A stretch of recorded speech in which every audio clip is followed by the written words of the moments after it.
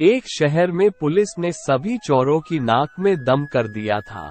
सारे चोर एक के बाद एक पकड़ा रहे थे। बस एक चोर जैसे तैसे बचकर एक जगह जा छिपा था। तभी उसे एक ख्याल आया कि क्यों न वो भगवा पहनकर साधु बन जाए। ये दुनिया चोरों को तो जूता मारती है, लेकिन अगर वही चोर भगवा पहन ले तो उसके पैर में पड़ी रहती थी। इस प्रकार चोर साधु बनकर घूमने लगता है।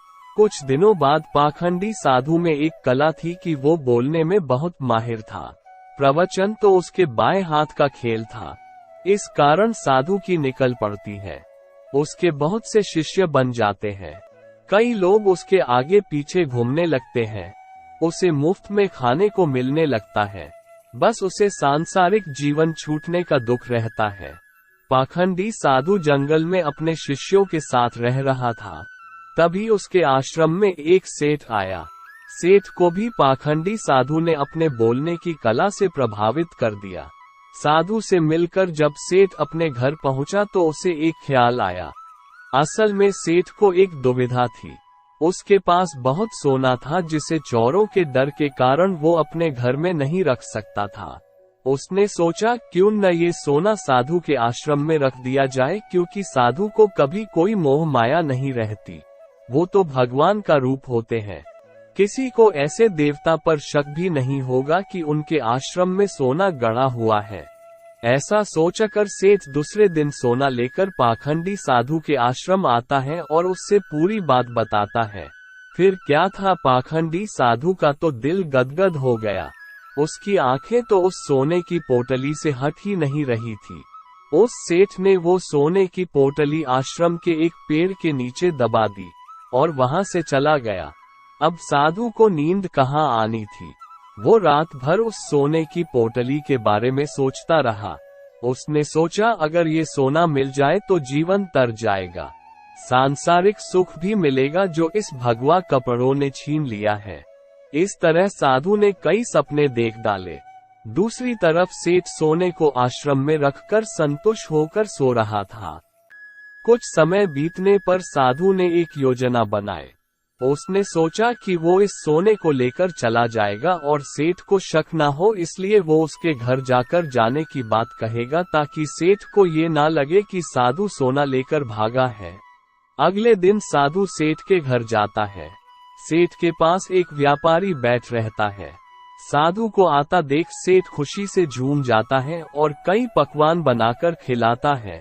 साधु सेठ को अपने जाने की बात कहता है। इस पर सेठ दुखी होकर उसे रोकता है, लेकिन साधु कहता है कि वो एक सन्यासी है, किसी एक जगह नहीं रह सकता, उसे कई लोगों को मार्गदर्शन देना है। ऐसा कहकर साधु बाहर निकलता है और जानबूझकर सेठ के घर का एक तिनका उठा ले जाता है।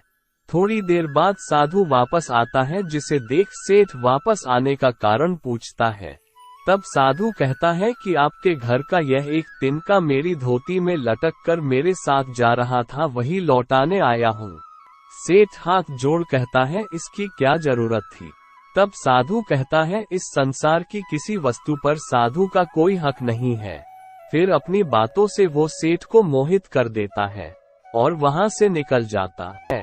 ये सब घटना सेठ के पास बैठा व्यापारी देखता है और सेठ से पूछता है कि कौन है ये साधु। तब सेठ उसे पूरी बात बताता है, जिसे सुनकर व्यापारी जोर जोर से हंसने लगता है। सेठ हंसने का कारण पूछता है।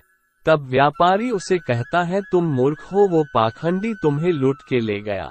जिस पर सेठ कहता है, कैसी बात करते हो, वो एक संत है, बहुत ज्ञानी है। व्यापारी कहता है, अगर तुम्हें अपना सोना बचाना है तो उस जगह चलो जहां सोना दबाया था। सेठ उसे वहां लेकर जाता है और खुदाई करता है, लेकिन उसे कुछ नहीं मिलता। वो रोने लगता है।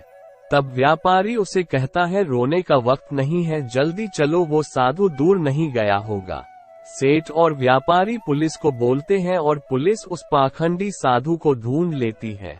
तब सभी को पता चलता है कि वास्तव में ये कोई सिद्ध बाबा नहीं, एक चोर था जिसने अपनी बोलने की कला का इस्तेमाल कर कई लोगों को लूटा था। पुलिस से बचने के लिए भगवा पहन लिया था।